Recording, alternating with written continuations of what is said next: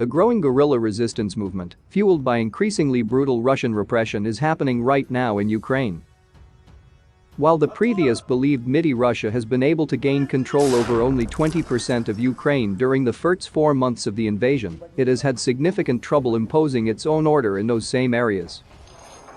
While much of southern Ukraine fell under Russian control in the opening days and weeks of the war, partisan attacks such as the assassination of a leading collaborator in the Russian-imposed civil-military administration of the Ukrainian city of Kherson on June 24 demonstrate the limits of Russian rule. Russian control over Ukrainian territory stretches from the southwestern city of Kherson on the Black Sea to southern Ukrainian cities like Melitopol, Berdyansk, and Mariupol before arsing up to include most of the eastern region of Donbas. Russian media sources are awash with reports that municipalities controlled by Moscow seek annexation by Russia.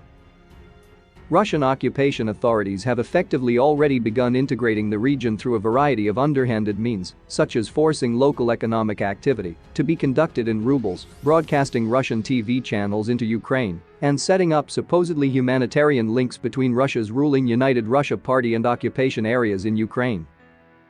United Russia General Council Secretary Andrei Turchak is a leading figure in Russia's relationship with the territories it controls in Donbas.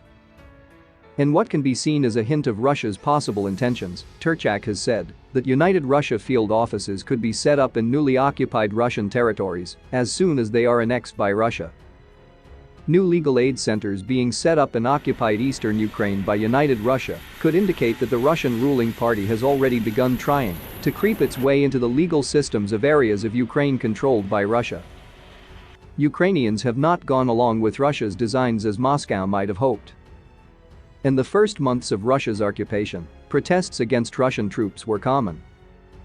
Many officials elected or appointed under the internationally recognized Ukrainian government, such as Mayor Ivan Fedorov of Melitopol, put themselves at considerable risk by not signing on to Russian collaborationist authorities, even if some of their colleagues did. Attacks on Russian troops and occupation authorities occur frequently and can be quite damaging to Russian forces present in the occupied territories.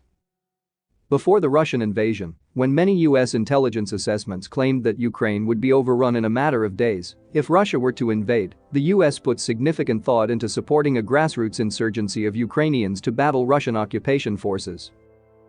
While those timeline estimates did not come to pass, Ukrainians have proven to be more than willing to wreak havoc behind the front lines today.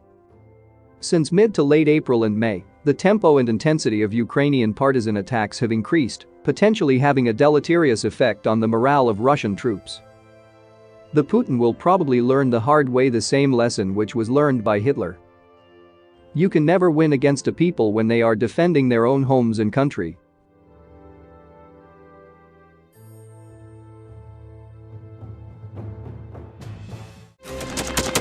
Thanks for watching, and don't forget to subscribe.